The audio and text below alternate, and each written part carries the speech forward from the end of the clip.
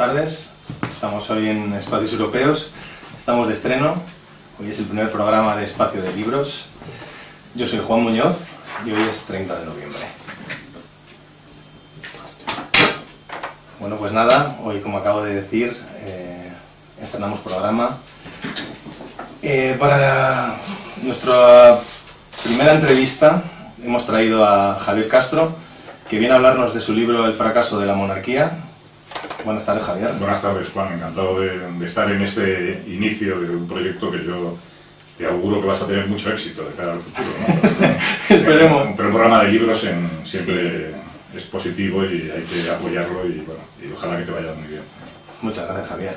El objetivo para nuestros oyentes que nos escuchan por primera vez es, en realidad, que cualquier cosa susceptible de ser tratada en código libro sea susceptible también de ser tratada aquí por nosotros. Por lo tanto, pese a que dedicaremos un interés prioritario a la literatura, también ocuparemos programas hablando de política, como es el caso de hoy, historia, economía, filosofía y cualquier cosa en realidad que vaya surgiendo a lo largo de los meses. Hay algunos que dicen que el tiempo de los libros se ha acabado, o que con las nuevas tecnologías pues no tienen ningún futuro. Yo espero que no, porque yo soy un amante de los libros y yo pienso que, aunque en las casas ahora modernas no hay casi espacio, ¿no?, para guardar los libros y es verdad que nos tenemos que deshacer algunos de ellos, pero yo espero que el futuro del libro sea todavía prometedor y espacios como el tuyo pues a lo mejor pues ayudan a que esto sea así. Sí, además ya te digo que nacemos un poco con el objetivo no solo de ocuparnos de la gente que lee libros,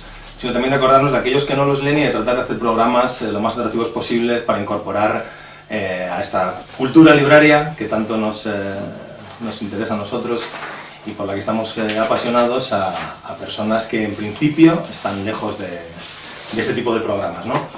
Ahí estamos, en la misma lucha. Exacto. Pues nada, vamos ya a ello.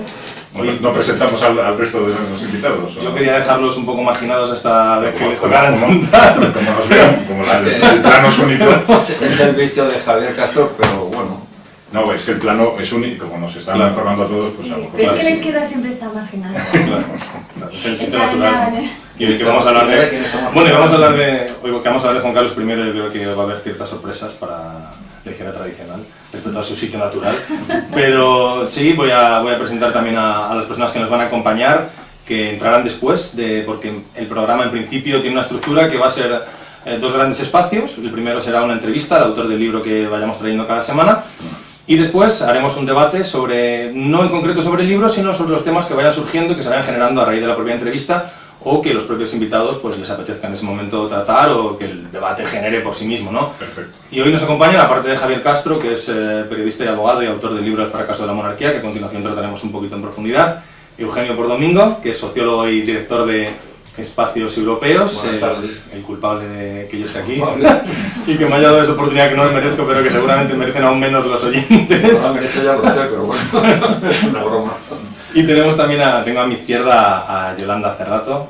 Buenas tardes. Buenas tardes. Yolanda, que es actriz, poeta y que está ahora mismo coordinando talleres de poesía en La Morada y que también tiene cierta vinculación con Podemos, que luego ella nos explicará.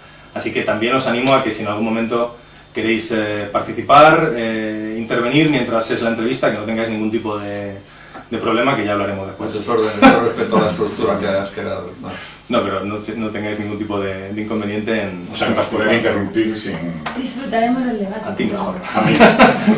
Pues nada, Javier. Tenéis los micrófonos abiertos. Perfecto. Yo quería en realidad empezar por el final, porque este libro sale en el año 2013, tiene una segunda edición en abril de 2013, de ese mismo año, y resulta que Juan Carlos I, que es el protagonista de tu libro, abdica en el año 2014.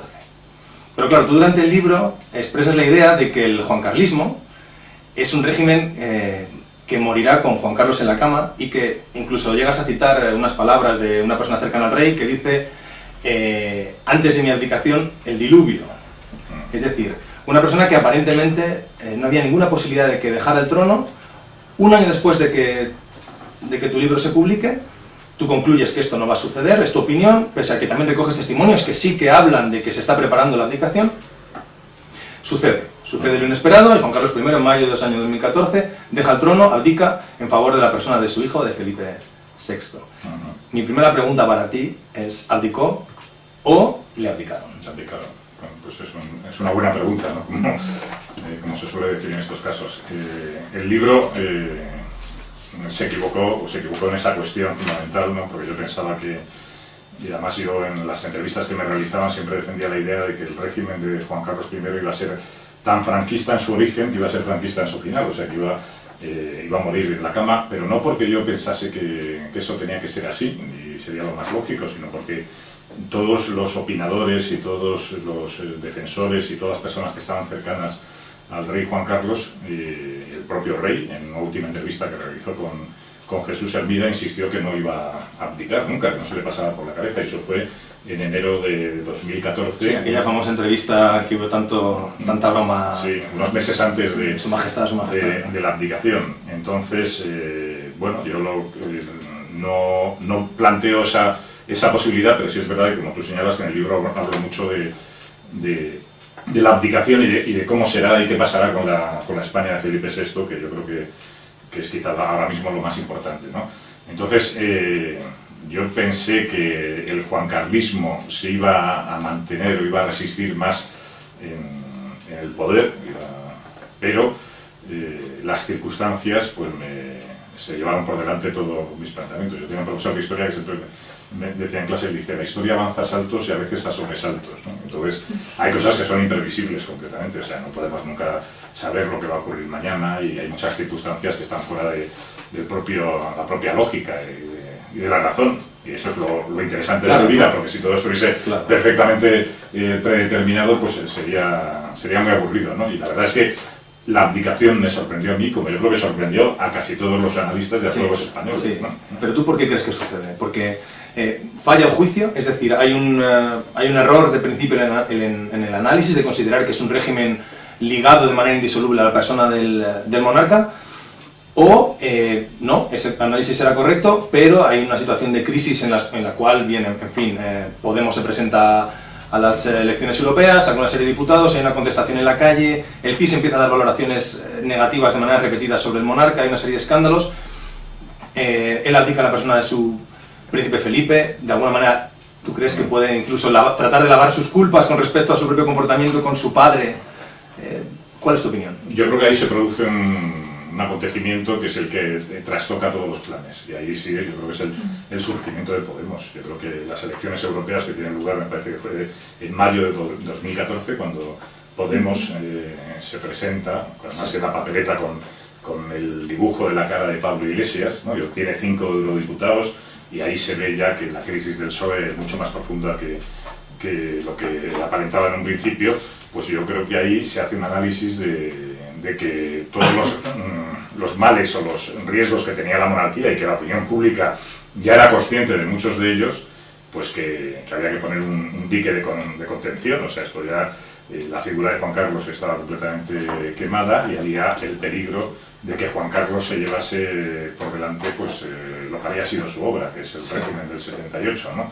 Y entonces yo creo que sobre todo en la izquierda, en la figura de Alfredo Pérez Rubalcaba, es donde se toma una decisión de que hay que dar ese paso, se convence, interviene también, todos los analistas lo señalan, Felipe González, y quizá los que ejecutaron la decisión pues fue el gobierno de Mariano Rajoy en su momento, pero ya la decisión la tomó el anterior rey Juan Carlos con las figuras que él consideraba más de su entorno, que eran Felipe González, Alfredo Pérez Rubalcaba, porque ellos veían que la crisis del PSOE era tan profunda que no sabían lo que podía pasar. Entonces era mejor hacerlo en ese momento que en una situación como la que nos encontramos actualmente, donde el PSOE todavía ha ahondado mucho más en la crisis y ya no tiene ni siquiera líder. Hay una gestora que está ahora mismo... Claro, de hecho la abdicación no estaba ni siquiera prevista, ¿no?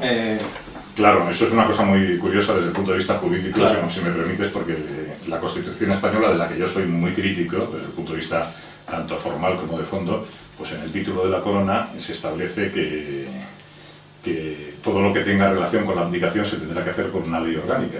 La ley orgánica es una ley que desarrolla la Constitución, y entonces sabemos que estamos en un gobierno el de Mariano Rajoy, que se llama el gobierno de los abogados del Estado. O sea, los abogados del Estado son un espécimen que piensa que todo lo que no aparece en el boletín oficial del Estado no existe. O sea, tiene que haber una ley que... Los horarios, ¿no? Los horarios, sí, que son muchísimos, ¿eh? Parece que no. Algunos ahora son ministros del nuevo gobierno, son todos que tienen su mérito. Tienen su mérito porque una posición de abogado del Estado, pues sabemos que es difícil, que es complicada, pero claro, la realidad política, la política no tiene nada que ver con el derecho y menos muchas veces con las leyes. Cuando la Constitución establecía que se tenía que regular por ley orgánica, lo establecía a nivel general. Lo que tenía que haberse aprobado es una ley orgánica que desarrollase todos los aspectos relacionados con la abdicación, con la sucesión, que eso no está desarrollado. Y bueno, hay problemas y pueden suceder, ¿no?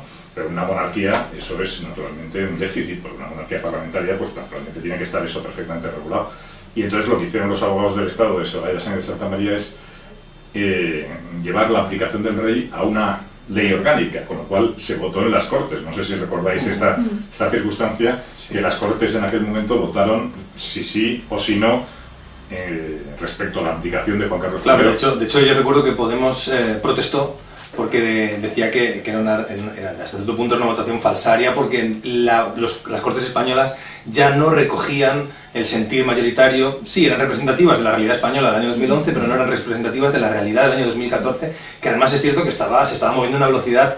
Pero sobre todo, Juan, por una cuestión personal, porque la abdicación es una decisión personal, además intransferible y yo diría que hasta irreversible, ¿no? O sea, uno abdica como el que dimite, el que se da, el que pega un portazo, y entonces tú imagínate que en las Cortes se vota en contra de esa ley orgánica de abdicación. Entonces, ¿qué pasa? ¿Que Juan Carlos tiene que permanecer en el trono? Pues ha sido una cosa... Las mujeres piden más dinero. Hubiese sido una cosa absurda. Fue una oportunidad maravillosa para que se le preguntara al pueblo si quería realmente que siguiera con esa monarquía. Esto está lleno de inocentes.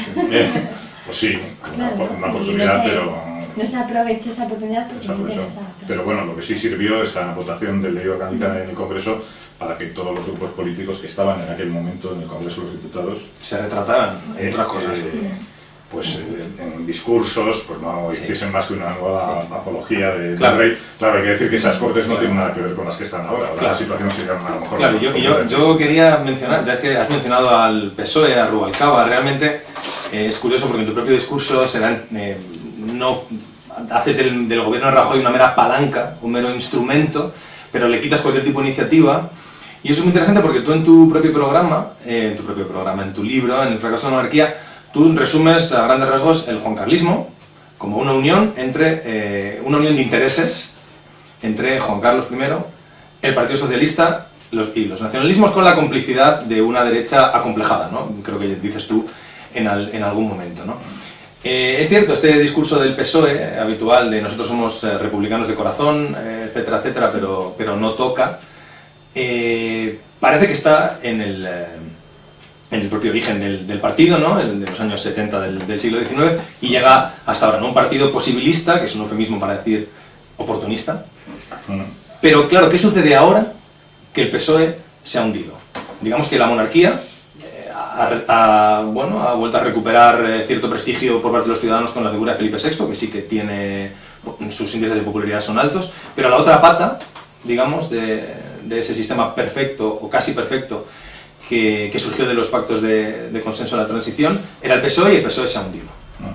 Entonces, ¿es posible juancarlismo, aunque sea en la persona, o felipismo, por Felipe VI, por supuesto, no por el señor X, sin el PSOE?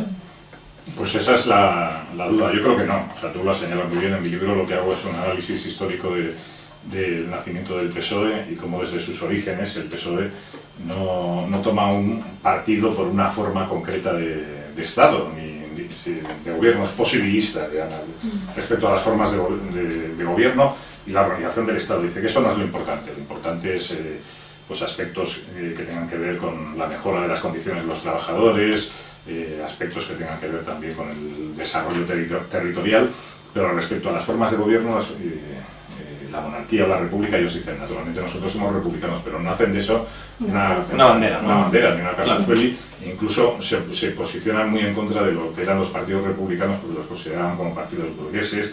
Además se había producido el fracaso de la Primera República, que la verdad es que fue un desastre desde todos los puntos de vista, y no se querían vincular a ella.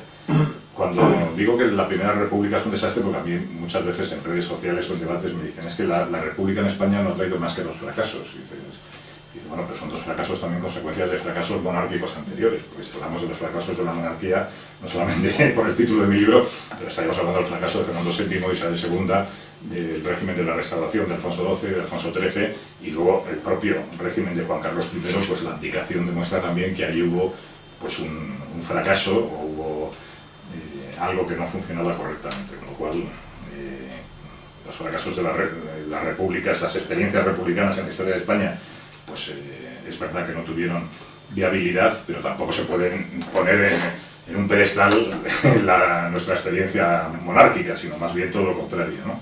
Entonces, en esta cuestión de la organización de las formas de gobierno, que para mí es fundamental, es un aspecto fundamental, o sea, desde el punto de vista político, cómo se organizan los poderes del Estado, cómo el pueblo participa en la elección de esos poderes del Estado, pues es curioso que tanto en la izquierda como en la derecha no le dieron importancia. En primer lugar fue el PSOE, que dijo que era accidentalista respecto a las formas de gobierno, o sea, que le daba lo mismo, que decía que, bueno, la república, la monarquía, o ya veríamos qué, y también la derecha, en el caso de Gil Robles y de la Cebra, se declaró a sí misma accidentalista respecto a las formas de gobierno. Entonces dice, bueno, pero como una cosa tan importante como es, ¿cómo puede ser accidental? Porque es que es una cosa radical, digamos. Es que ahí dice, no, es que hay muchas formas de monarquía, hay muchas formas de república. Sí, es verdad. Pero... Claro, pero el PSOE siempre ha dado la sensación de que aceptaba la monarquía, tanto bueno, durante la dictadura de Primo de Rivera, después, ahora, etcétera, como un estado transitorio, ¿no? O por lo menos es lo que trata de vender a su propio electorado, o no sé si es para lavar unas culpas propias, etcétera, pero no parece que ese sea el destino final, ¿no? Bueno, en este caso, en el régimen del 78, yo creo que sí que han hecho más causa común con la monarquía. Incluso últimamente hay algunos dirigentes del Partido Socialista que defienden la monarquía a capa y espada, ¿no? Yo creo que... Y a mí me preocupa, y aquí está Yolanda, que a lo mejor nos puede sacar de esta preocupación, que yo creo que en Podemos también se advierte o se adivina también una tesis posibilista o accidentalista.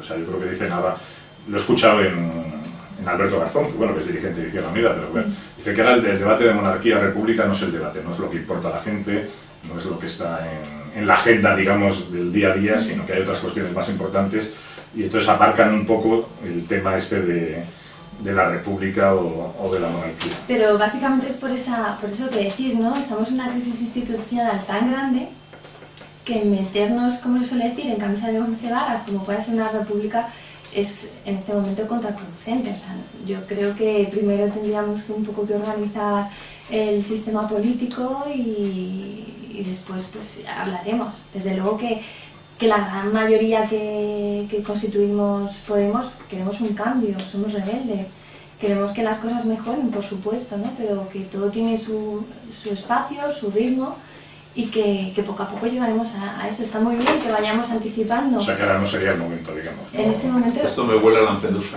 Me huele a Lampedusa.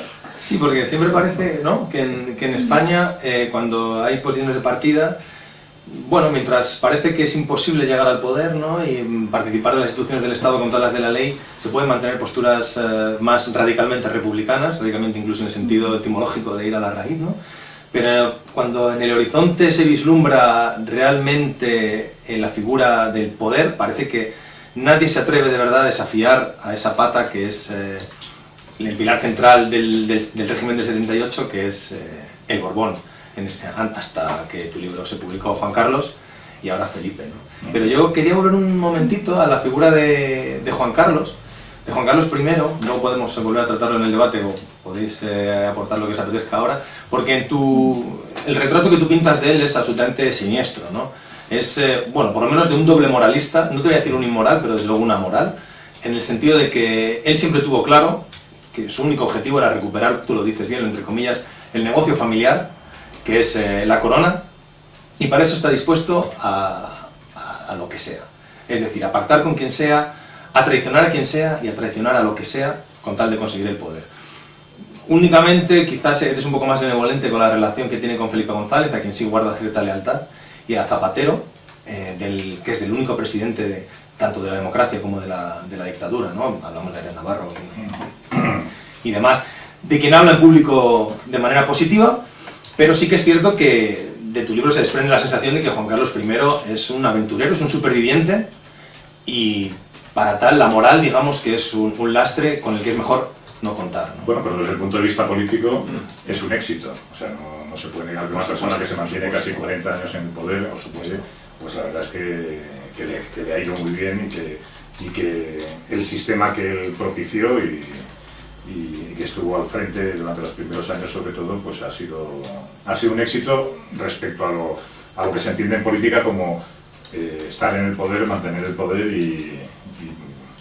y perdurar durante el máximo del tiempo posible, ¿no? Entonces, bueno, yo sí que le reconozco esa virtud, no le hago todo tan negativo. O sea, yo creo que, bueno, pues él desde luego ha tenido un éxito personal muy importante, ¿no? Lo que pasa que sí es verdad, claro, que es que cualquiera persona que se acerque con un mínimo de objetividad, o sea, cualquier persona que se acerque y con los conocimientos de los datos históricos y de los hechos, pues la verdad es que le tienen que llamar la atención muchos rasgos y muchos hechos que están en la biografía de Juan Carlos I. Claro, es un rey que es designado por un dictador, por Francisco Franco. Es un rey que se salta la línea dinástica, que su propio padre... Bueno, es Franco el que se la salta, ¿no? Bueno, pero él acepta o sea, que desde el punto de vista de los monárquicos... No, es que Franco no sigue una monarquía, no hace, mucha gente dice, perdón, la sucesión, el entronamiento de Juan Carlos, ¿qué es? Una instauración de la monarquía, una reinstauración, ¿qué es? Es una instauración, claro, es una monarquía nueva, monta es como un creador, puesto es un creador de monarquía. O a mí, por ejemplo, claro, cualquiera. Todavía se sigue hablando ahora de que existía un pacto de familia y un pacto de la corona entre don Juan y Juan Carlos. No. Muchas personas que estaban muy próximas a don Juan saben que no es cierto. O sea, don Juan se llevó hasta dejaron de hablarse un disgusto, claro. Incluso le escribió una carta, sí. Y eso están ahí los testimonios también de García Trevijano, que estuvo presente en esos momentos en Estoril, donde personal y familiarmente se rompe esa relación. Y eso, lo que pasa es que luego los historiadores que quieren vender otra película, pues lo presentan de una manera distinta. Hubo una ruptura familiar, hubo una ruptura personal entre don Juan y su hijo Juan Carlos, porque Juan Carlos se saltó la línea dinástica, que en una monarquía es lo fundamental. Claro, es que nosotros, yo como republicano, pues eso me puede parecer algo completamente estúpido, ¿no? Porque no creo en que se puedan heredar los cargos políticos, pero en una monarquía es que uno tiene derecho a ser rey porque es hijo de rey. Entonces, en este caso, se produce un acontecimiento antihistórico y antipolítico, y es que un dictador nombra sucesor a título de rey a una persona que no tenía esas características. Pero yo te quería preguntar, Javier, porque, a ver, la figura del rey es representativa. O sea, realmente no tiene un papel... Ahora, bueno. En este momento. En el momento político que vivimos ahora no tiene un papel relevante. Entonces, ¿por qué ese interés de restaurar la figura monárquica? En la época de Franco, él le daba en la jefatura del Estado con todos los poderes que tenía Franco. O sea, es verdad, y eso es algo que suele repetir Juan Carlos, o los que defienden Franco ostentaba todos los poderes del Estado. Tenía el poder ejecutivo, el poder legislativo, y tenía también el judicial, porque tenía medidas de gracia y tenía capacidad, aparte de la propia dictadura o del régimen autoritario, que tenía mucha intervención en todas las cuestiones, ¿no? Pero entonces, claro, Juan Carlos dice, yo que heredé todos los poderes, pues esos poderes me desprendí de ellos y se los pasé, digamos, al pueblo soberano, ¿no? A la sociedad española. Y entonces ahora, la pregunta que tú señalabas, Yolanda, yo en mi libro lo que defiendo es que el rey, y sobre todo Juan Carlos, y ahora también de alguna manera Felipe, que lo comentaremos, yo creo que sí que tiene un papel, juega un papel, y tiene un poder mucho más de ese poder institucional o protocolario. Sí, de mero observador, ¿no? De persona que está por encima de los acontecimientos políticos y que cumple con un mecanismo que le establece la Constitución, que tiene que recibir a los líderes políticos. No, yo creo que... nuestro mejor embajador, ¿no? Nuestro mejor embajador. El eslogan. Tenemos uno, pero tenemos el mejor. Entonces yo creo que, y sobre todo Juan Carlos, sí que ha jugado un papel fundamental. O sea, no se puede entender la historia de los últimos 40 años en España sin el papel que ha jugado Juan Carlos de Borbón. Entonces, ahora, ¿qué va a hacer Felipe VI? Por lo que se lee en muchos periódicos, hay asesores que están alrededor de él que quieren circunscribirlo únicamente al papel que establece la Constitución, que ellos creen que en la Constitución no establece un papel protocolario, porque, por ejemplo, en esta última crisis de gobierno que ha existido, donde no existía una unanimidad para proponer un candidato a presidente del gobierno, el artículo 99 de la Constitución establecía que el rey convoque, ¿no? Que el rey, de manera sucesiva, una vez que se pierde la primera votación, tendría que proponer sucesivos candidatos. Es la expresión que se utiliza en la Constitución. Bueno, también es garante de la unidad de España, ¿no? Pero en este caso concreto se le daba un papel activo. O sea, lo que no puedes decir, porque que es lo que se leía y se escuchaba en muchas tertulias radiofónicas, dicen, no, es que al rey se lo tienen que dar todo hecho. Claro. Según la Constitución, no. Según la Constitución, tiene que intervenir. Tiene que hablar con unos, hablar con otros, e intentar proponer un candidato que pueda sacar adelante un gobierno. Y entonces es verdad que la Casa del Rey ha emitido 2 comunicados, que son muy curiosos. El primero, el que emitió a finales del mes de enero del 2016, cuando anuncia que ha propuesto a Mariano Rajoy para presidente del gobierno y que Mariano Rajoy ha declinado. Eso es una... porque ahí... no se puede declinar una propuesta del rey. O sea, el rey, si propone un candidato, ese candidato tiene que ir al Parlamento y someterse a una sesión de investidura. Claro, pero perdona, pero que hile con esto que estás diciendo y así abro un poco. Pero le llegaba la otra carta. Y el otro comunicado de la Casa del Rey, que es muy curioso, más interesante. Cuando se producen ya las siguientes elecciones y tampoco tienen una mayoría asegurada, Mariano Rajoy y el Partido Popular, se realizan las rondas de consultas con el rey. Entonces no hay posibilidad de proponer un candidato y la Casa del Rey emite un comunicado diciendo que el rey deja de recibir, deja de realizar entrevistas y que se pongan de acuerdo los partidos, y cuando ya se pongan de acuerdo... ¿Quién se va a fumar? Entonces ahí sí que se produce un fenómeno que da un paso atrás distinto de Juan Carlos. Claro, Juan Carlos estaba mucho más implicado en el juego político. Y descolgaba el teléfono, llamaba a unos... Tranquilo, Jordi, tranquilo. Mi estimado y nunca bien ponderado Javier, el rey no hacía eso. Es que Aznar fue con un ministro de Exteriores y lo quitó y dijo, pon a este que me interesa más. Es que el rey nombraba ministros. Sobre todo, de Exteriores, no de Defensa. Y nombraba directores generales de televisión. Digo, el rey, Juan Carlos, y nombraba fiscales generales del Estado. O sea, primero, Juan Carlos, su historia, lo primero que hace es también jurar los principios fundamentales del régimen de Franco, y al día siguiente también los traiciona. Quiere decir que en eso es un experto. Y segundo, hay 2 temas fundamentales que no son de sociología política, pero son los elefantes de Botswana y Corina. Ah, bueno, claro, es que y fue los negocios con Arabia Saudí. Es que todavía los 10 años con la reina de Corina, ¿no? Todavía no recordamos aquella foto arrodillado ante el rey de Arabia Saudí besándole la mano, y aquella carta en la que le pedía dinero por unas deudas que tenía de juego. Que claro, pero por ejemplo... Estáis hablando a nivel institucional y tal, pero no, hay una realidad. Vamos a entrar ahora, por ejemplo, en el tema de... Ya, pero claro, porque abdica, evidentemente su imagen está erosionada por todo esto. Aquella que sale diciendo, pido perdón, pero ¿por qué? Si no dice ni por qué ni por nada, por supuestas comisiones, por supuestas corrupciones, por el tema de Corina, ¿por qué pide perdón? No volvió a suceder. Por los elefantes, ¿no? Que mató. No lo dijo, perdona, no lo dijo. No volverá a suceder. Sí, pero ¿qué? ¿Lo de Corina? ¿Lo del amante? ¿O supuesto amante? ¿Lo de qué? El tema de Botswana es un punto de inflexión clarísimo. Y sobre todo desde el punto de vista de la opinión pública, que hasta ese momento había tenido como un velo respecto a... Todo el mundo sabía de toda esa serie de cosas. Todo el mundo, y circulaba... todo el mundo, todos podíamos intuir, hombre, sabíamos historias, pero... Hombre, yo conozco niños que habían hecho la comunión y ya sabían que era Bárbara Rey, Javier. Bueno, ya, pero te quiero decir que nunca en una portada del periódico había salido una información de una titular diciendo el rey se parte de la cadera en una cacería en Botswana con una señora que hasta el momento... Hace muchos años salió, cuando iban, parece ser que habían bebido mucha agua y un barco suyo chocó en un puerto italiano y ya fue la primera lesión que tuvo. Un accidente de esquí en Suiza, que volvió en camilla y entonces le recibió el que era entonces jefe de la Casa del Rey. Le dice, un rey solo puede volver al país después de una guerra o... No se puede volver. Y luego se juntan una serie de cosas. Cuando el director del CNI, Alberto Schneider, salía con aquellos cachalotes que habían pescado, con 3 agentes del CNI, 2 con la misma cara. ¿Te acuerdas? De hecho, lo de los elefantes de Botswana tiene un antecedente, que no sé si os acordáis, que es esos osos borrachos que cazó en Rumanía. ¿No? Sí.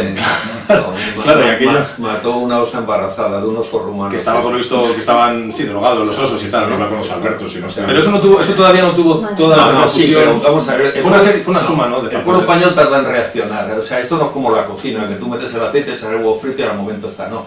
En España se tarda y en general, desde el punto de vista sociológico, la sociología política lo estudia, las reacciones. No se carga un gobierno por una cosa muy concreta. Bueno, en Corea sí, tanto que hablan de Corea del Norte, en Corea del Sur ha habido 5 o 6 manifestaciones de 1 millón o 2 millones de personas en la calle y la presidenta ha salido y vete a saber lo que pasa. A mí indican que no me acerca al micrófono de estos técnicos. Bueno, perdón usted.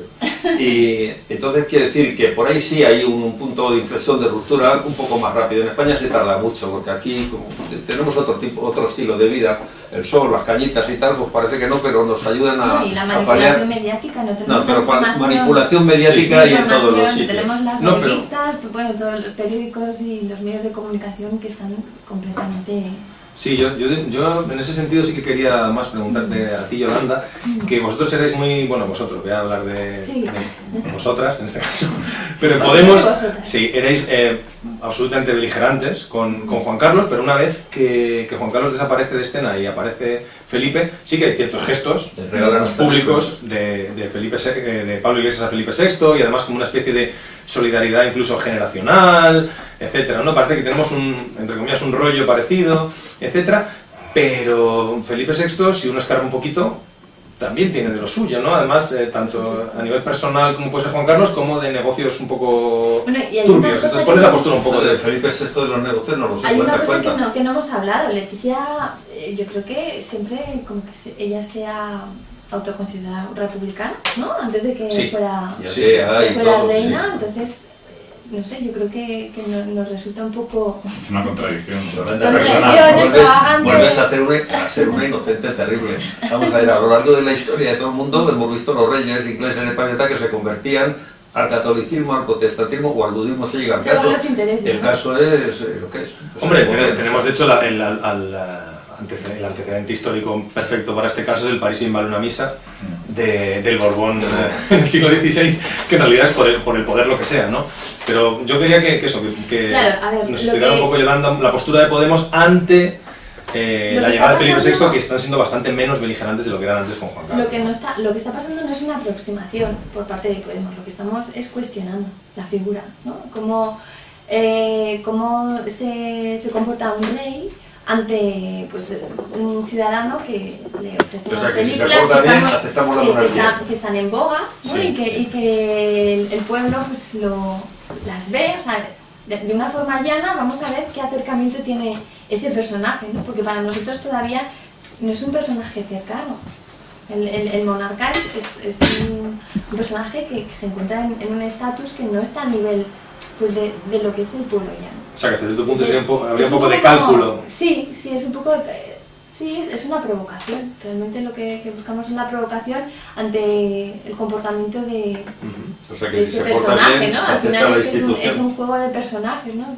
Pero estaríais dispuestos Podemos, en caso de, de tener, no te voy a decir mayoría parlamentaria, que por ahí parece imposible con lo fragmentado que está el Parlamento, pero que en el momento que tuviera cierta iniciativa para proponer algo así, ¿estaría dispuesto de verdad a cuestionar la monarquía y a convocar un referéndum entre la forma de gobierno? Por supuesto que sí, pero vamos, tenemos que tener en cuenta eso, ¿no? Lo que he dicho antes, la situación crítica política. Tenemos que saber también si los nacionalismos realmente apuestan por una república o realmente lo que quieren es una desmembración del país, ¿no? Y lo que sí queremos, nosotros lo que queremos es garantizar si es un país confederado, pero un país unido. No, se confederan los países cuando están desmembrados, pero cuando una nación se entera no la desfragmentan. Pero es un poco el proyecto. Pero en la práctica estamos ya es un poco pero este proyecto clásico que cada cierto tiempo resurge en el PSOE, ¿no? De la España federada, o le metemos el prefijo confederada. Porque no saben hacer otra cosa. Claro, cuando un tío no sabe dirigir una empresa, pues inventan No, pero sí es verdad que... Hay que traer un tío que maneje las redes sociales. Recuerdo de alguna emisora de radio, una niña mona allí moviendo las redes sociales para que entraran más visitas al periódico. Siguiendo el community manager, ¿no? Yo iba a decir una cosa y perdóname, vamos a ver. Sí, ahora cogemos. Eso de que el rey Felipe VI por cercanía, que el pueblo, que le quiere más, que tiene unos índices de tal, mentira. Vamos a ver. Recordemos aquellos viajecitos que hacía tú a no los le quieres pueblos. más. ¿Tú no le quieres más, Eugenio? No, yo de amor no hablo aquí de Pero pasa que... no, o sea, sí que termine. Cuando visitaban Parla, Getafe, no sé cuántos pueblos visitaron, vimos los recibimientos. Había bandera republicana, la tricolor, que ahí la bandera también republicana fue la roja y guanta, o sea, que no lo olvidemos. de la Segunda República. De la Segunda República, o sea, que La republicana es una como otra. y nadie sabe dónde viene el color morado y que mil cosas de estas, pero bueno. Sí, sí saben. Bueno, yo te diría que si pudiéramos entrar en directo con gente no sabe dónde viene el No, color es el morado. pendón de Castilla que se descubrió y entonces era el pendón de Castilla, era un pendón carmesí. Tú pregunta a la gente, y ¿sabía por salía ahí? descolorido y quedó morado. Y Y lo mantuvieron. Y lo mantuvieron como... Volvamos a lo que iba. Cogemos el pendón. No voy a decir ni dialéctica. Aparte del pendón, cuando salieron a visitar esos pueblos, que fue un programa que le pusieron de acercamiento al pueblo, a ver el recibimiento que le hacían y tal, fue tan malo que no volvieron a salir. Bueno, es verdad que no tiene muchos actos, muchos... Y cuando en el Corte Inglés pillaron a la contactos reina Leticia, la reina Leticia, la pillaron comprando cosas con los guardaespaldas, dos señores osados y tal, enseguida apartaron a la gente y tal, tuvo que ir al día siguiente a hacer otra visita y ya se movió un poco más con soltura. Pero yo creo que todos podemos reconocer que desde el punto de vista político ha sido un éxito, la operación ha sido un éxito. La operación de la aplicación a día de hoy, o sea, yo no puedo, como decíamos, el futuro es imprevisible, no somos la bruja Lola aquí para saber lo que va a pasar. Desde luego iba a empezar la ruta del padre, ir a Arabia Saudí. Lo que pasa es que murió el hermano del rey, el primo, con 80 y tantos años. Es verdad que sí, respecto a la presión que existía en relación con la monarquía, la abdicación pues, ha quitado esa presión. Hay una cosa ahora mismo la gente estamos manteniendo dos monarquías, o tres o no sé cuántas. Sí, claro. Porque el presupuesto de la Casa Real, que dicen que es el presupuesto más bajo de toda Europa, que es mentira. Porque la reina de Inglaterra tiene un presupuesto fijo y de ahí se paga para que la quiten los callos, para la peluquería, para la capa del pelo, se paga todo. Aquí no, las botellas de ginebra. La ginebra, ¿no? La llevan en el bolso siempre, una pequeñita. Y la pasta de dientes. La recomendaron los servicios de seguridad que la botella se notaba mucho la grande, entonces una petaquita como la de coña de aquí. Entonces, vamos a ver, aquí tienen un presupuesto. Nos hemos bajado no sé qué, y es mentira, porque luego el parque móvil suministra toda la gasolina tal y cual, jardinerías del patrimonio, la peluquerita, las operaciones de lifting, pues no sé qué las pagará, quiere decir que la seguridad social. O sea, que es que aquí ese presupuesto no tiene límite. O sea, que es mentira. Es como cuando dicen un diputado, y lo hemos dicho aquí muchas veces, un diputado español gana menos que todos los duros. Mentira también, porque que si el taxi, el no sé qué, el alojamiento, luego todos tienen piso en Madrid y viven de alquiler cuando no utilizan el piso para cobrar dietas. O sea, es una mentira. Esto es a base de dietas. Yo creo que señalaba Juan, y yo creo que eso podemos estar todos de acuerdo, es que el debate, la presión que existía incluso en las encuestas que realizaba el CIS respecto a la monarquía, ya no está en el foco. Con la desaparición de Juan Carlos, pues eso ha sido una cifra. ¿Los últimos CIS analizan la figura del rey? Sí, ¿A fondo? Sí. No está entre los problemas de los españoles. Los antecedentes de Felipe son unos antecedentes bastante sobre todo cuando Podemos estar esperando a ver cómo se porta, pues claro, las encuestas no... Lo que pasa es que yo... los antecedentes que tenía Felipe yo le he conocido personalmente, bueno, y he colaborado en algunos eventos, algunos actos con él, y es una persona cercana, es una persona que da gusto estar. Entonces, yo creo que la sucesión ha sido positiva por eso, por la figura que él ya estaba representando. Pero tenemos que plantearnos si esa figura, por muy simpática que nos parezca y muy cercana, muy amable... Hay una cuestión generacional también, claro. También tiene su importancia, ¿no? Porque el del rey Juan Carlos hay algunos que lo denominan como campechano, ¿no? Pero, sí, campechano, pero tenía sus cosas. Era más salado. Pero claro que es distinto, digamos, para un sector de la opinión pública, de la sociedad, una persona que ya tiene casi 80 años... No, y su comportamiento, por ejemplo, en la vida privada... que en cierta época a cierto tipo de español le podía resultar como hasta simpática, a otro tipo de español con otro tipo de valores y de posicionamiento en el mundo le resulta ofensiva, ¿no? Por ejemplo, cómo se comportaba pues, con las mujeres o qué tipo de vida hacía, ¿no? Pero yo quería un momentito, si me permitís, porque sí se entiende hasta cierto punto, ¿no? La renuncia pues en el año 78, en el régimen de 78 me refiero, de la izquierda, incluso de la izquierda radical, encarnada por el PC de Santiago Carrillo, de aceptar la monarquía, porque en realidad lo que estaba en juego no era monarquía o república, sino dictadura o democracia. No aceptar, y lo dice muy bien Javier en su libro, es que le apoyaron. Sin ese apoyo de la izquierda, es cierto, la monarquía no hubiera existido. Claro, pero porque ellos explican, que uno puede estar de acuerdo o no, con que la disyuntiva no era tanto monarquía o república, sino dictadura o democracia. Pero claro, esto ya no sucede. Por lo tanto, ¿por qué creéis vosotros que hay ese miedo realmente a plantear las cosas desde...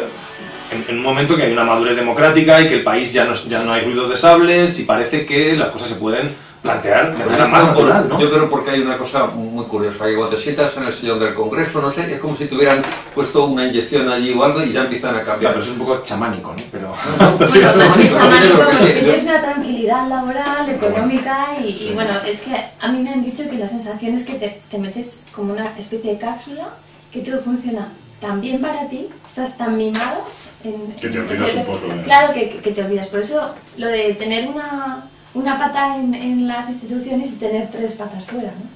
Pero vosotros creéis que la sociedad española no está madura para afrontar un debate entre monarquía y república. ¿Creéis que habría, en fin, que el ejército, por ejemplo, tomaría algún tipo? Entonces, ¿por qué no se plantea? ¿Por qué no se plantea? El pacto de... También es cierto que no es un tema prioritario de urgencia, es más urgencia. Precisamente si no es un tema que toca el tuétano, que no toca el alma de la gente, mayor facilidad tendría que haber para... como si fuera incluso una cuestión administrativa, ¿no? Yo, y lo señalo en mi libro, a lo mejor tenemos que enseñar la portada del libro para que lo vean, porque todavía se puede conseguir. Y que lo compre todo el mundo. Se puede conseguir en Amazon, y yo creo que está en la Casa del Libro y en la FENAC y tal. Muy recomendable. Sí, es un libro espectacular. Animamos a todos nuestros oyentes y telespectadores que comprar el libro, por favor. Pero ahí yo señalo, claro, el régimen del 78 surge de un pacto político, un pacto de régimen entre los herederos del franquismo, con el rey Juan Carlos a la cabeza, y toda la estructura del movimiento, que venía de la Falange, la mayoría de ellas, aunque había también sectores del movimiento. Yo lo puse, bueno, el movimiento, claro, era una... Yo hago una diferencia entre la Falange y el movimiento. Pero bueno, quizá el personaje más representativo, Adolfo Suárez, que tenía esas 2 patas, era de Falange y era del movimiento. Yo creo era más del Opus Dei. Un falangista del Opus Dei es como decir un ateo con un cruce por la espalda. Hay muchas personas que tenían esa... por eso, porque eran del movimiento también. Bueno, pero te quiero decir que la transición se realiza entre los herederos del franquismo y la izquierda política. La izquierda política representada por el PSOE, que se hace fuerte en esos años, pero que no tenía tanta fuerza. Es que, Javier, siempre hemos discutido ese tema. El PSOE se crea nuevo. Bueno, se crea, pero bueno. Es un PSOE nuevo, la Operación Isidoro. Pero se crea y adquiere un poder y una fuerza tremenda. Claro, a la UGT le devuelven el patrimonio inmediatamente, se lo han devuelto 3 o 4 veces. Y el Partido Comunista, que sí que representaba, digamos, la oposición al régimen de Franco. Y pactan una nueva situación política. Y en ese pacto lo que se hay una negociación condicionada. Se llega al acuerdo de respetar la monarquía, de respetar la bandera de España, y por el lado de los franquistas es cederles el poder, también, digamos, yo creo, la hegemonía política e ideológica, y el tema de los nacionalistas, de las autonomías y toda la cuestión. Entonces ese pacto de régimen es el pacto del consenso, yo creo que es lo que ha saltado por los aires. Yo creo que ahora mismo hay sectores de la izquierda, que están en Podemos o en la Izquierda Unida, que se declaran abiertamente republicanos, y hay sectores de los... En la Izquierda Unida sí, pero yo creo que Podemos también. Hombre, nos podemos declarar, pero necesitamos, o sea, no decir que necesitamos ahora mismo una república, ¿no? O sea, podemos declararnos lo que queramos, pero una cosa es que se puede hacer y otra cosa que no. Pero, y por otro lado, los nacionalistas, que sí que habían llegado a ese acuerdo, digamos, de establecer un régimen de las autonomías, un régimen descentralizado, pues también han dicho que hasta aquí hemos llegado y ahora están proponiendo otras cuestiones. Entonces, lo que realmente ha saltado por los aires son todas las estructuras del régimen del 78. Y por eso se habla ahora de la necesidad de la reforma constitucional, los famosos candados, ¿no? Proceso constituyente, se habla de... ¿Pero por qué precisamente? Porque ese pacto de poder, ese pacto de régimen, ha saltado por los aires. Bueno, pero lo que están intentando es hacer otro. Eso con los argentinos ya mandarse manitas. O profundizar en el existente, ¿no? Volvemos a lo que antes mencionábamos respecto a la figura del rey. El rey piensa que puede navegar ponerse de perfil esta situación que pase la tormenta, como Cristo andando sobre las aguas, como si no tuviese que ponerse al frente de la situación. O sea, él piensa que esto con él no va, Claro, se resuelve... Cuando es parte de la crisis y parte de la situación.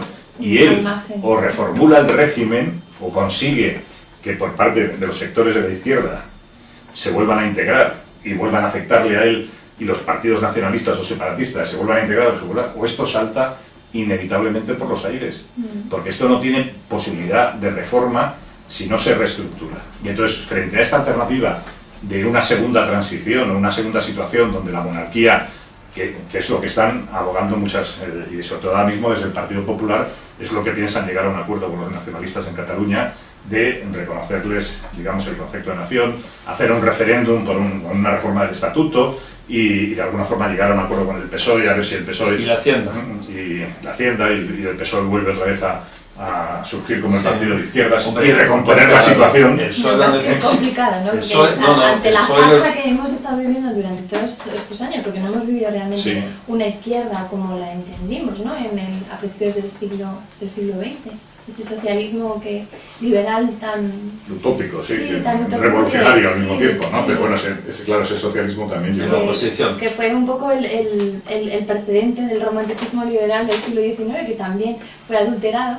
Pues creemos que la verdad no está ahí.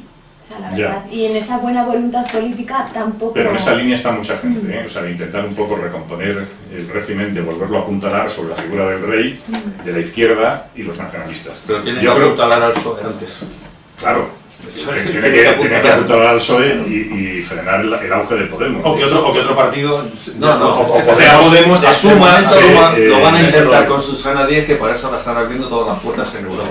O que Podemos se socialdemocratice, ¿no? O sea, claro, se lo modere. complicado es que eso también es posible, ¿no? Nuestro objetivo está también buscar en ese pueblo que está más marginado, ese pueblo que está realmente pasando el peor momento. O sea, nos vamos a entrar en ese debate, más que en un debate de... Una pregunta, Yolanda. Volvéis un poco a ser posibilistas respecto a la forma. O sea, volvéis a repetir el tema del error. Podemos estar pidiendo en el Congreso que el dinero que se presta a la banca se devuelva antes de que vendan, por ejemplo, Bankia. No me parece risa, son 22.000 millones de euros. A ver, todo lo que sea injusto, por supuesto que vamos a eso trabajar por ello. Todo lo que sea injusto y todo lo que es bueno de Dios y todo. No, dime, lo ha pedido Podemos en el Congreso, lo tiene en su programa. Es decir, a ver, antes de que se venda Bankia, que devuelvan los 22.000 millones o que los vayan devolviendo todos los meses, porque tiene unos ingresos muy importantes Bankia. Es que hemos dado casi 100.000 millones a la banca. Saltamos a otro debate. Sí. No, es del mismo, es el sistema, Javier. No. Si hacemos compartimentos estancos, es un error. Yo no sé cuánto tiempo nos queda. Nos quedan en torno a 10 minutos y quería tocar antes... Antes de... Que son tantos problemas que tendríamos que resolver son todos uno y el mismo, ¿no? También hasta cierto punto, pero yo sí que quería tocar, antes de que nos vayamos, que nos quedan 10-15 minutos, un poquito, al final, porque a veces se habla de la República, sobre todo en la izquierda que apuesta más firmemente por ella, como pues, ha sido el caso de Izquierda Unida, tradicionalmente, también de Podemos. Muchas veces parece que la palabra república es un poco sinónimo de panacea, ¿no? Y muchas veces también parece que está un poco vacía de significado. Para unos y para otros un tema de... Sí, para otros es una pesadilla, ¿no? Pero, bueno, cuando me refería desde la izquierda, cuando se invoca a la república, parece que es una especie de solución milagrosa a una serie de males que van a dejar de producirse solo con cambiar la forma de gobierno. Entonces yo quería preguntaros a vosotros, quería que me dierais vuestra opinión sobre... No ya tanto si es posible, vamos a hacer un ejercicio potente de imaginación y pensar que a medio plazo puede llegar, ¿cómo debería ser? Porque no tanto repúblicas son pues Haití, como monarquías es Dinamarca, ¿no? Entonces ni un régimen es más garantista que el otro. Lo has dicho muy bien, un poco también de idiosincrasia del pueblo, efectivamente. Pero también tiene que conformarse, ¿no? Que articularse de alguna manera. Yo creo que, por suerte, por desgracia, iba a decir anárquico, ojalá fuera anárquico en el aspecto del anarquismo, a lo mejor, que ahora hay una nueva corriente del anarquismo, el anarquismo capitalista, ¿no? Que tolera la propiedad privada, pero quiero decir que es muy complejo. El pueblo español es como es, y bueno, pues hablamos de corrupción y claro, luego, hoy lo que estábamos comentando antes fuera del micrófono, corrupción, pero si es que corrupción la practica en España desde la baja hasta arriba. Cuando te viene el fontanero, sin factura, el otro no sé qué, es toda una cadena. Entonces, en ese aspecto yo creo que al pueblo español le falta mucha educación. Tú lo has dicho, en Holanda, en Dinamarca hay una monarquía. tiene nada que ver con otras monarquías, y efectivamente, y en Haití hay una república, pues fíjate lo que pasa. Entonces yo creo que es un problema también de educación. Aquí hay un proceso, y lo hemos hablado también muchas veces, de deseducación, a la gente formarla poco, y de hecho yo he escrito un artículo el otro día hablando del tema porque critica la filosofía. No interesa que la gente se pregunte qué, cómo, cuándo, para qué. Todo eso interesa porque luego el pueblo es muy maleable. Y yo, perdona, yo de la izquierda que tenemos ahora y tal, yo la veo, como dice Javier, a mi entender, que es muy posibilista, porque de OTAN no se ha pasado a lo mismo. De la renta básica se fue disminuyendo y al final el pagado va a tener que pagar. Yolanda, que es una idealista. Claro, hombre, yo idealista bueno, desde luego, o está haciendo méritos políticos que nunca se sabe. De momento me quedo en las artes, que es lo que más controlo.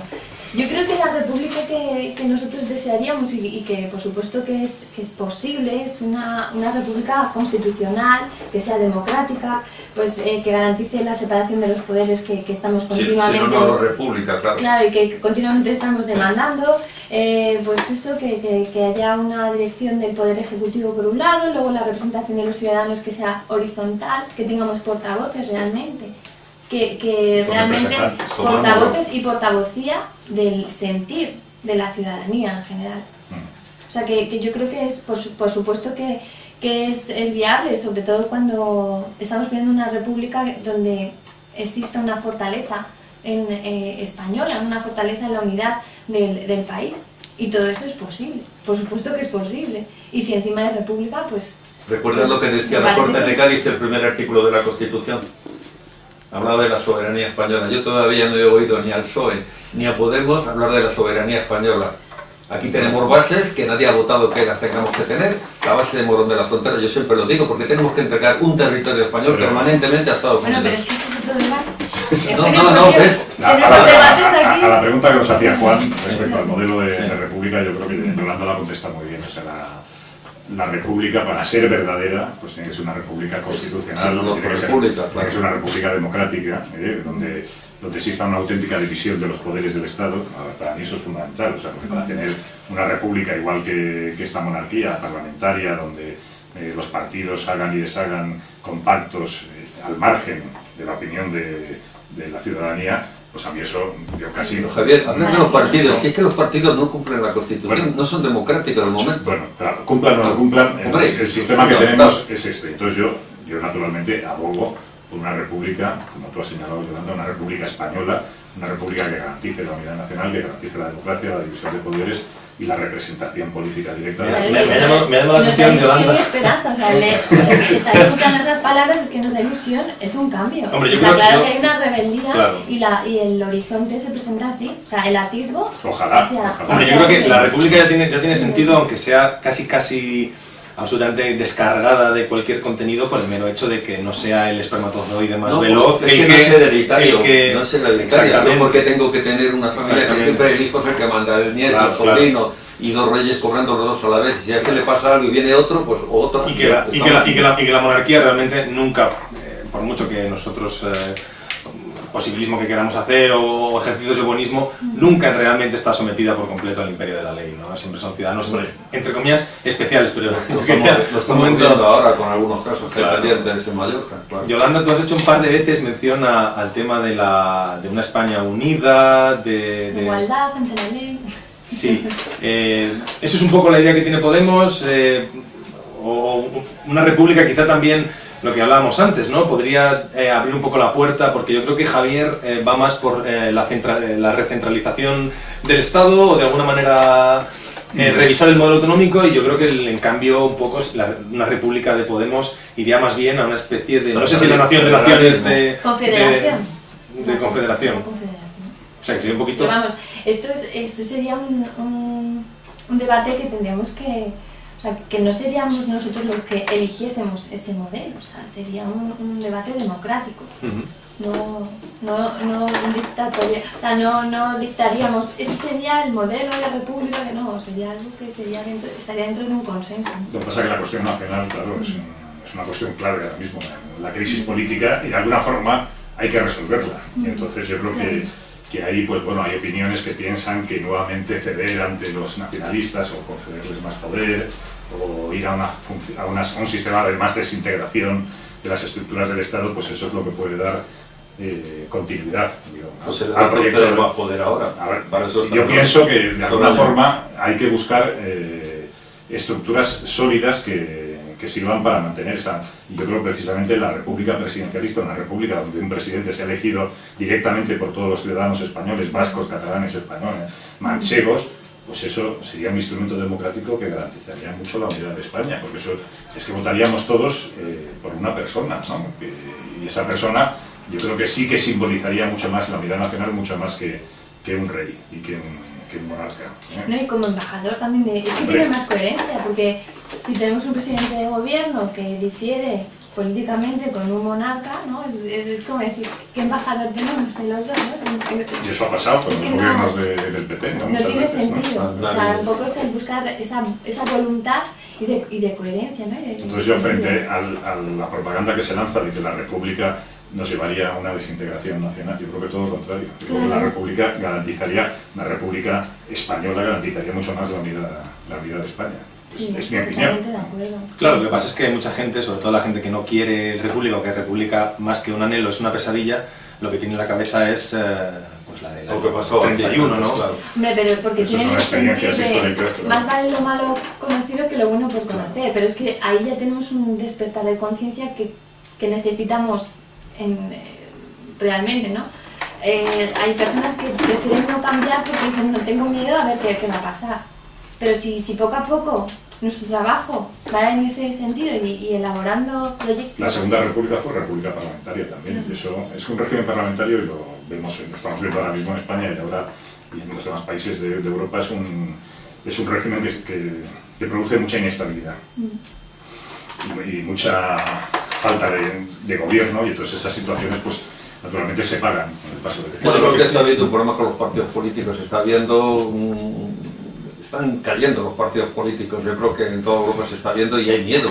En la Unión Europea está habiendo miedo por el tema de los partidos políticos y estamos viendo lo que llaman ahora populismos y el avance de extrema derecha o tal. Lo que nos hace caso es a la crisis que hay de gente que lo está pasando mal, que sale a la calle. Mira, el otro día hemos visto en Granada, un médico ha organizado un tinglado ahí votado con tal, 40.000 personas a la calle para pedir nada en contra de la sanidad pública de Andalucía, que es que parece que solo Madrid privatiza. Andalucía privatiza más hospitales que Madrid, y hemos visto una manifestación que ha montado una persona, me imagino que es de izquierdas, que está en el cual, pero que no es de ningún partido aparentemente, 40.000 personas en Granada.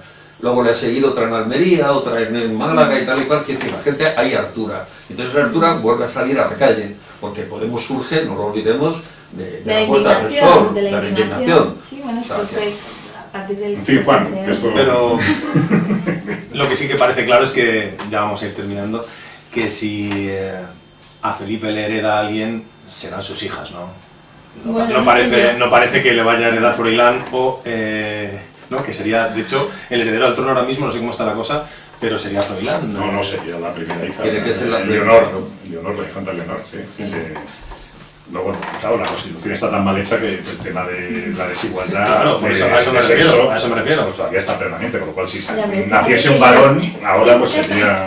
El lío es también, o sea, como decía Sabina, pues yo creo que llega hasta de 15. Pues por los 2.000 Pero sería más que a la revista Bueno, yo preferiría a Froilán, ¿eh? Yo creo que los republicanos de corazón también. No, Pero, ¿no? cualquier cosa menos. Es el Cualquier disolvente. cosa menos un Borbón. Es la tormenta perfecta. Fíjate, Froilán. haciendo nuestra una frase de Góngora, la república es la religión de los hombres honrados y de los hombres libres, ¿no? Y entonces en ella es una bandera que yo creo que todo el que siente esas ansias de libertad y esas ansias de democracia pues tiene que abrazar y colocarse detrás de ella, ¿no? Y eso yo creo que es el futuro de nuestro país. La libertad, por supuesto. Mañana Pablo Iglesias lo va a decir. Pues nada, vamos y a... Errejón lo apoya. Vamos a ir terminando, voy a dar las gracias. Como lo apoye Yolanda ya estoy. No me dejéis ese cargo tan importante, madre. Vamos a ir terminando ya, voy a dar las gracias de nuevo a Javier Castro, Muchas gracias a ti, Juan. a Eugenio por Domingo y a Yolanda Cerrato. Muchas gracias a todos por venir. Y nada, ya ahora os vamos a dejar con la música de... ¿Y cuál es el siguiente programa? Perdona. Vamos a dejaros con la música de Elio Tofana, que si hay suerte estará aquí dentro de 15 días para hablar de los límites de la literatura, que será el tema que trataremos con él y con otros invitados y que esperemos que os guste al menos tanto como el de hoy. Muchas gracias.